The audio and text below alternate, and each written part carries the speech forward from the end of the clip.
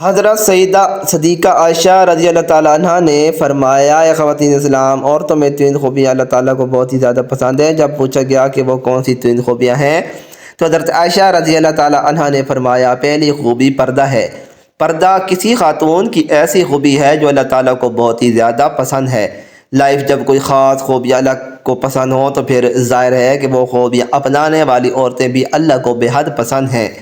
فرمایا گیا، اللہ کی پسندیدہ بندی بن جاؤ اور پردے کو اپنا زیور سمجھو۔ آج کل کی عورت کہتی ہے جی پردے کا کیا ہے، بس انسان کا ذہن پاک صاف ہونا چاہیے اور دماغ کا صاف ہونا ضروری ہے۔ تو میں کہتا ہوں کہ میری بہن، تیرا ذہن کتنا بھی پاک صاف ہو جائے لیکن سیدہ فاطمہ الزہرا سے زیادہ پاک و صاف نہیں ہو سکتا۔ میری بہن، پردے کا حکم سیدہ فاطمہ کو بھی دیا گیا تھا۔ آج کی عورت کہیں سے زیادہ بہتر ہے، جس کی ایک ان پڑھ باپردہ اور باحیا عورت، اس کے پاس ڈگری تو ہے لیکن پردہ نہیں ہے، ڈگری تو ہے لیکن بال ہر وقت کھلے ہوئے ہوتے ہیں۔ اس کے پاس ڈگری تو ہے، تعلیم تو ہے لیکن آنکھوں میں شرم و حیا نہیں ہے۔ اس کے پاس ڈگری تو ہے لیکن ماں باپ کا ادب و احترام نہیں کرتی، بھائیوں کا احترام نہیں کرتی، ہر وقت شیشے کے سامنے کھڑی ہو کر اپنے بالوں پہ، اپنے حسن پہ ناز کرتی ہے، اللہ پر اتراتی، اللہ تعالیٰ کے دی گئے حسن پر ناز کرتی ہے کہ میرا چہرہ کس قدر خوبصورت ہے، میرے بال کتنے نرم و ملائم ہیں، اور اس طرح سے خود کو دوسری عورتوں سے الگ تھلگ سمجھتی ہے۔ اے اسلام کی مقدس شہزادی، مجھے زیب نہیں دیتا کہ تو اپنے حسن پر ناز کرے۔ تو اس سے پہلے کتنی حسن و جمال کی پیکر عورتیں قبروں میں جا پڑیں، وہ بھی کبھی اپنے حسن پہ ناز بہت کیا کرتی تھی، آج ان کے حسن کو اور ان کے خوبصورت چہرے کو قبر کے کیڑے کھا رہے ہیں۔ قبرستانوں میں جایا کرو، دیکھا کرو اور غور کیا کرو کہ تو پھر اپنے حسن پہ ناز نہیں کرو گی۔ ہمارے ہاں تو رواج ہی بن چکا ہے کہ اگر خدا نخواستہ کسی گھر میں کوئی فوتگی ہو جائے، کوئی عزیز رشتہ دار یا کوئی قریبی فوت ہو جائے تو اس کی جدائی کا غم ہر چیز پر مسلط ہو جاتا ہے، حتیٰ کہ نماز پر بھی مسلط ہو جاتا ہے۔ پردے کا خیال نہیں رہتا، باپ بھائی بہن کو نماز کا خیال نہیں رہتا۔ محترم ناظرین، صحابہ کرام رضوان اللہ علیہم اجمعین کے دور میں جب کوئی فوتگی ہو جاتی تھی، ظاہر ہے کہ خاندان والوں کے لیے یہ ایک بہت ہی غم زدہ صورتحال ہوتی تھی، لیکن پھر بھی یہ غم خواتین کے پردے پر اثر نہیں ڈالتا تھا۔ فوتگی کے دن بھی عورتیں پردے کا خاص خیال رکھا کرتی تھیں، ہر چیز پر یہ غم مسلط ہو جاتا تھا لیکن نماز پہ مسلط نہیں ہوتا تھا۔ لوگوں کو پتہ ہوتا تھا کہ ابھی نماز کا وقت ہونے والا ہے، اٹھو اور نماز پڑھو۔ میت اکیلی پڑی رہتی، کوئی پرواہ نہیں، لیکن وہ لوگ ہر حال میں نماز پڑھتے۔ اسلام کی ایک مقدس شہزادی کا واقعہ ہے کہ اس کا ایک ہی بیٹا تھا اور وہ بھی اسلام و کفر کے معرکے میں شہید ہو گیا۔ اب یہ نئے خاتون نبی صلی اللہ علیہ وآلہ وسلم کے سامنے اس طرح حاضر ہوئی کہ سر سے لے کر پیروں تک پورا وجود پردے میں ڈھکا ہوا تھا۔ صحابہ یہ دیکھ کر حیران رہ گئے کہ اکلوتے جوان بیٹے کی موت کا غم تو بڑے بڑوں کا کلیجہ چھلنی کر دیتا ہے، اور اگر وہ گریہ زاری اور تاریخ پکار پر اتر آتے ہیں، یہ کیسی خاتون ہے کہ اتنے بڑے صدمے کے باوجود مکمل پردے کی حالت میں اور مکمل ہوش و حواس میں ہے، اتنے بڑے صدمے کے باوجود یہ ابھی بھی پردے میں ہے۔ یہ اس دور کی بات ہے کہ جب مشرکین کی عورتیں اپنے جوان بیٹوں کی موت پر نوحہ خوانی کرتی تھیں، ماتم کرتی تھیں اور بے پردگی کا عالم ہوتا تھا۔ اس نئے خاتون نے جب یہ باتیں سنی کہ یہ کیسی عورت ہے کہ اپنے جوان بیٹی کی موت پر بھی پریشان نہیں اور مکمل پردے میں ہے، تو اس نے کہا،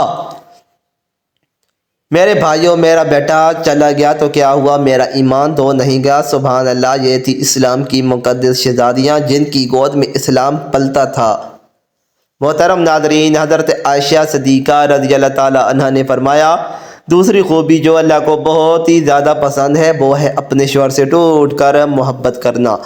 اب ایک عورت نکاح کے ذریعے سے اللہ اور اس کے رسول کی رضا کے لیے اپنا آپ ایک اجنبی مرد کے حوالے کر دیتی ہے، جسے وہ جانتی تک نہیں، اسے پہچانتی نہیں، اس کی طبیعت کا پتہ نہیں، اس کے مزاج کا پتہ نہیں کہ وہ کس طرح کا انسان ہے، پھر بھی نکاح کے ذریعے سے وہ اپنے آپ کو اللہ رسول کی رضا کی خاطر ایک اجنبی مرد کے حوالے کر دیتی ہے، پھر اس شخص کی اولاد کو تو 9 ماہ تک اپنے پیٹ میں رکھتی ہے، طرح طرح کی اذیتیں دیتی ہے اور موت کی اسی کیفیت میں گزر کر اس کی اولاد کو جنم دیتی ہے۔ موت کی اذیت سہنے کے بعد بچہ پیدا ہوتا ہے، پھر بچہ پیدا ہو جاتا ہے تو ایک ماں اپنی فکر بالکل ترک کر دیتی ہے، اپنا آپ بھول جاتی ہے اور اس بچے کی تربیت میں مصروف ہو جاتی ہے، یہی سوچ کر کہ اس کے ذہن میں ہوتی ہے کہ جب یہ بچہ بڑا ہو کر اچھی خدمات سر انجام دے گا تو کوئی یہ نہیں کہے گا کہ اس کی ماں نے اچھی تربیت نہیں کی۔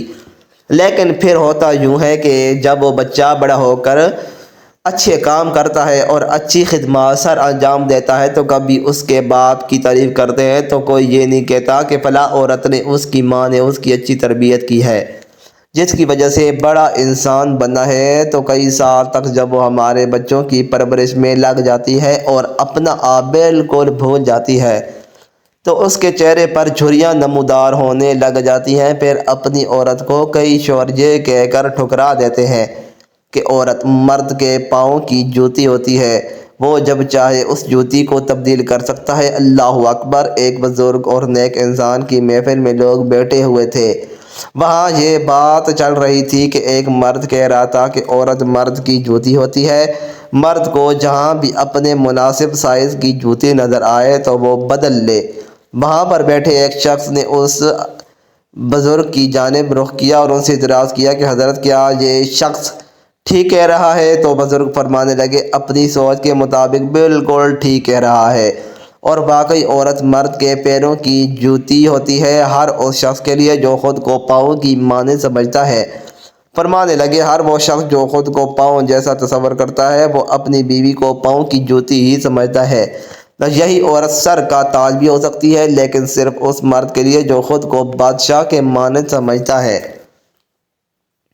جب ایک عورت ایک ایسے شخص کے لیے اپنی زندگی قربان کر دیتی ہے جس کے وہ نکاح میں آ جاتی ہے، اس کی خدمت گزاری کرتی ہے، بچے پیدا کرتی ہے اور اس کے بچوں کی تربیت کے دوران اس کے چہرے پر جھریوں کے نشان نمودار ہو جاتے ہیں، لیکن مرد اس بات کو سمجھنے کی بجائے جب یہ دیکھتا ہے کہ یہ عورت پہلے کی طرح خوبصورت نہیں رہی تو وہ دوسری عورت کی جانب مائل ہونے لگتا ہے اور اپنی بیوی کو چھوڑنے کے لیے تیار ہو جاتا ہے۔ تو ایسا مرد اپنی بیوی کی ہستی بستی زندگی میں زہر کھول کر رکھ دیتا ہے اور اسے کانٹوں کے بستر پر سونے پر مجبور کر دیتا ہے۔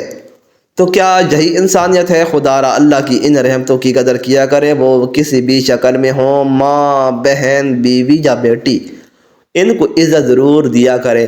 حضرت عائشہ صدیقہ رضی اللہ تعالیٰ عنہ نے فرمایا کہ عورت کے اندر 3 خوبیاں اللہ تعالیٰ کو بہت ہی زیادہ پسند ہیں۔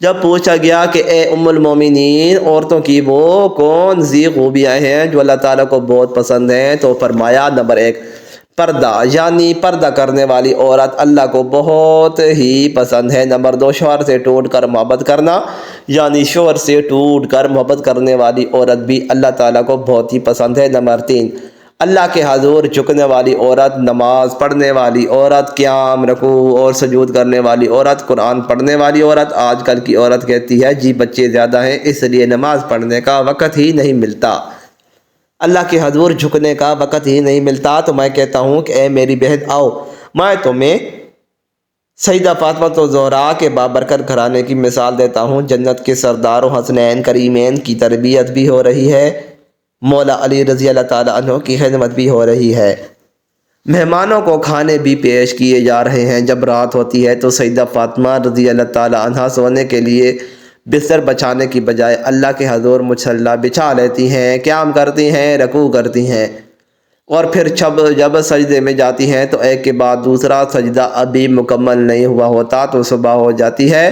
سبحان اللہ، ماشاء اللہ۔ اللہ عز و جل سے دعا ہے کہ ہمیں نیکی کی باتوں پر عمل کرنے کی توفیق عطا فرمائے، آمین یا رب العالمین۔ مزید اچھی ویڈیوز کے لیے چینل کو ضرور سبسکرائب کریں، ویڈیو کو لائک اور شیئر کرنا نہ بھولیں۔ شکریہ۔